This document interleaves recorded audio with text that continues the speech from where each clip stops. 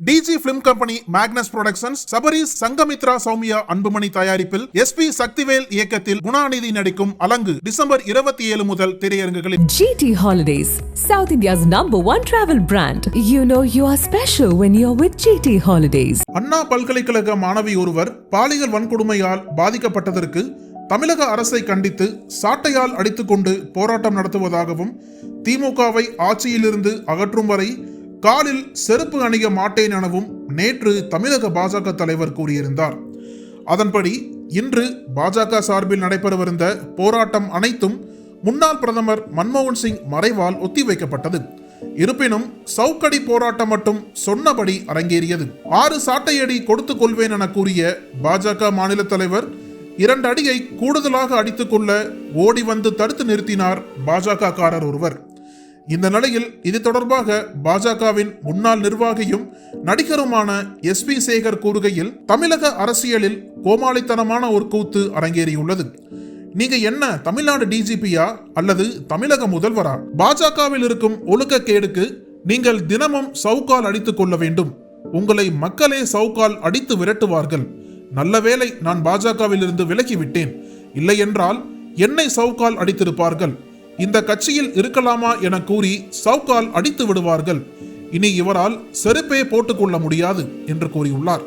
இந்த 27ஆம் தேதி டிசம்பர் மாதம் தமிழக அரசியல்ல ஒரு கோமாளித்தனமான ஒரு கூத்து அரங்கேறி இருக்கிறது.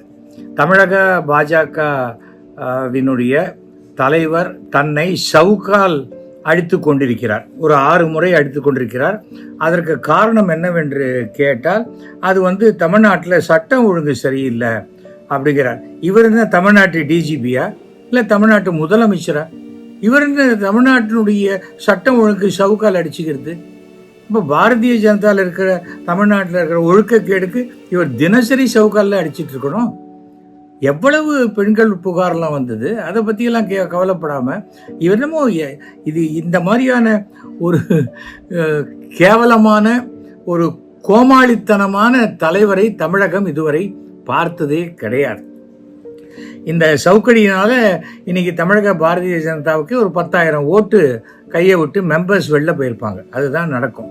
ஏனென்றால் இப்படிப்பட்ட ஒரு கேவலமான அரசியல் செய்யக்கூடிய ஒரு தலைவனை இதுவரைக்கும் தமிழ்நாடு அரசியல் பார்த்ததே கிடையாது. செருப்பு போட்டுக்கல அப்படிங்கிறார். இனிமேல் வாழ்க்கையில் ஒரு செருப்பே போட்டுக்க முடியாது. செருப்பு தான் போட்டுக்கலையே, எதுக்கு ஷூவை கையில் எடுத்துன்னு போறீங்க? அதை யாருக்காவது கொடுக்கலாம்ல.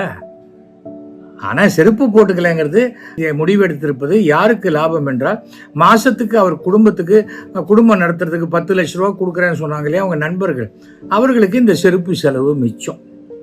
அவ்வளோதான். பாஜகவை ஜனங்களே ஓட ஓட விரட்டி விட்டுருவாங்க. சவுக்கால் இவர் அடித்து கொள்ள வேண்டிய நேரமே கிடையாது. சவுக்கால் அடித்து இவர் விரட்டப்படுவார். இதுதான் நடக்கும்.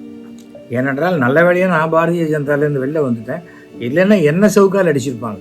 எதுக்கடா இப்படிப்பட்ட ஒரு கட்சியில் போய் இருக்க?